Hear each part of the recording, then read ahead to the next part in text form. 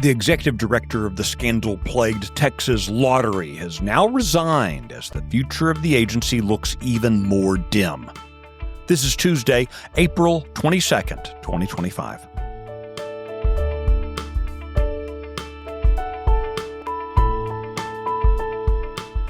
Texas Scorecard presents the day's first news for the Lone Star State, the Texas Minute, with your host, Michael Quinn Sullivan.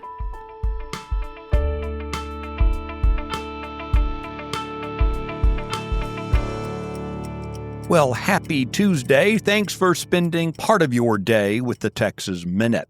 Coming up, find out how Texans could soon be allowed to have their phones with them while standing in line waiting to vote. A Texas A&M class titled Queer Theory is pushing radical gender ideology in the name of education.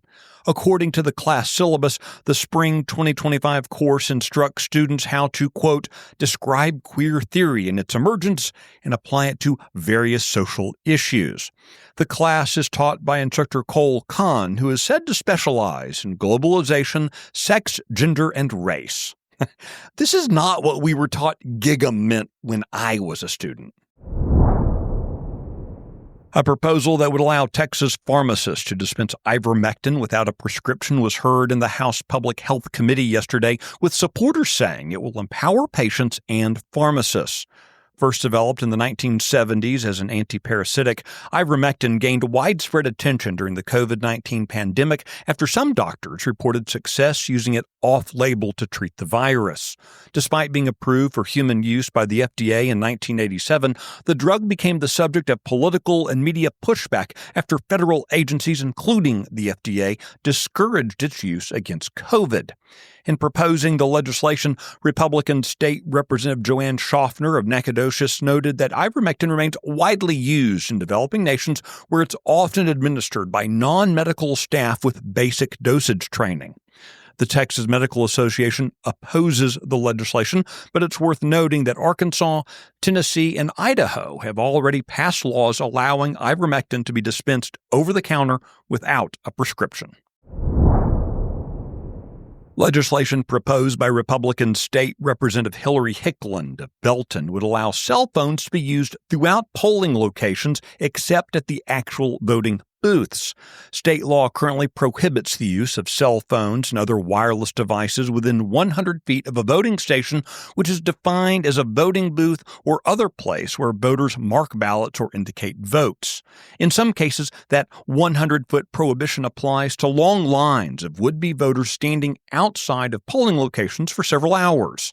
This means if Representative Hicklin's legislation becomes a law, you could do some last-minute research on candidates or just listen to a podcast while waiting to vote.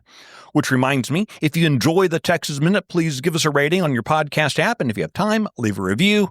We appreciate the feedback, and it helps others find the show. The Luke Macias Show is your access to what happens behind closed doors in Texas politics. Listen weekly to me, your host, Luke Macias, as I break down what is actually happening in conservative politics in the Lone Star State, a state that we all love and cherish. Listen weekly wherever you listen to podcasts. This show is a product of Texas Scorecard.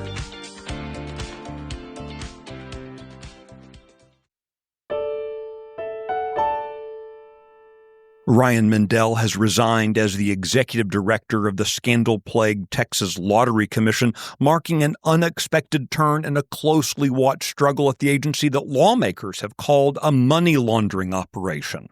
Like the agency overall, Mendel has been the subject of intense scrutiny from lawmakers and the media. He was reportedly spared from being fired by the Lottery Commission in early March. His resignation comes just one day after a New York Times expose on the commission and its significant role in the rigging of an April 2023 $95 million jackpot that's been the subject of ongoing reporting and investigation. The integrity of the Texas Lottery has been called into question, with allegations that the commission staff have allowed a small number of players, sometimes out of state or foreign entities, to all but guarantee a win by buying nearly every possible number combination. Funding for the Texas Lottery has been zeroed out in the House version of the state's biennial budget.